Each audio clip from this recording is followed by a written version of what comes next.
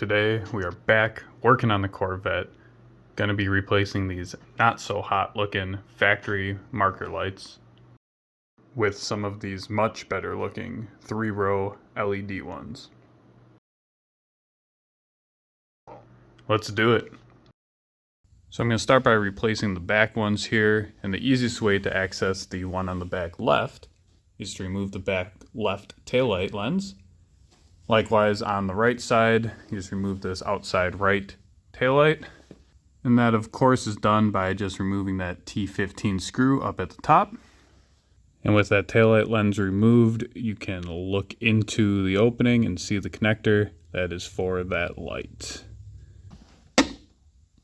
And just slightly in front of where that connector is, there's a tab that you can push in and then push out. So as you can see here, my factory ones are already broken, so it's very easy for me to reach in and just disconnect this one tab. But if yours are still intact, you have to reach in a little bit further and also undo a tab that looks just like this one up here in the front. But now that you have that old one removed from the car, you just twist the bulb out and take it off. And for these, the new lights are LEDs and they have their own plug, so you can also take the bulb out. And before I put the new bulb in, since my car is an absolute mess, I'm gonna use some of this waterless wash and just wipe this out. Okay, and with that all cleaned up, we can grab our new lens that says left hand on it, plug this in, and then take the entire connector housing and seal it into this housing. And then before I snap it all the way into place, I'm just going to turn the car lights on to make sure that it works. Nice. And then you can just snap it into place. Then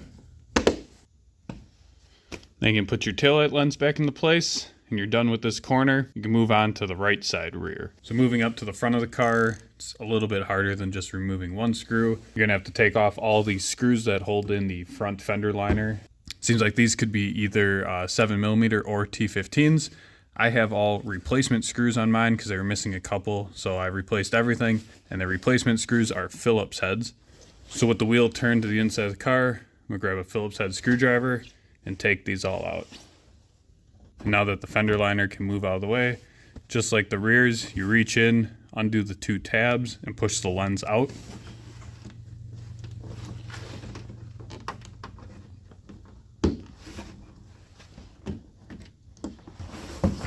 Pull the old lens out, unscrew it from the bulb, pop the bulb out, grab your new lens,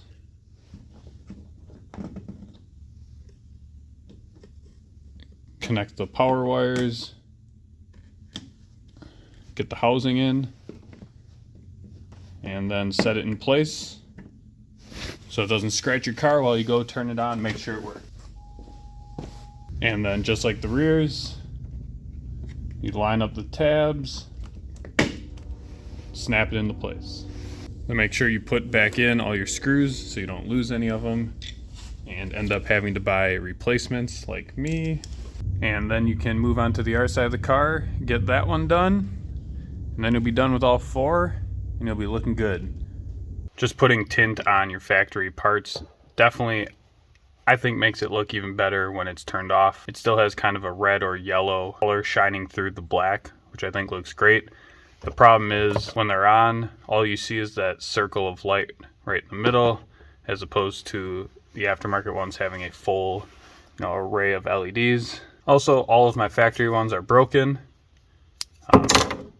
Yeah, that didn't help. This back one kept trying to pop off the car, so it would just hang off like 1/8 of an inch and look dumb all the time. And I chose to go with these ones because I don't really like all the other ones that just have a single stripe down the middle. So there's a lot of aftermarket turn signals that are probably better than these ones that actually have brands associated with them. Mine is just being called LED turn side marker lights. But I really like the 3-line design. Whether you're using this video just to figure out how to take off your stock ones to tint them or replace them with something a little fancier, I hope this helps, and enjoy your lights.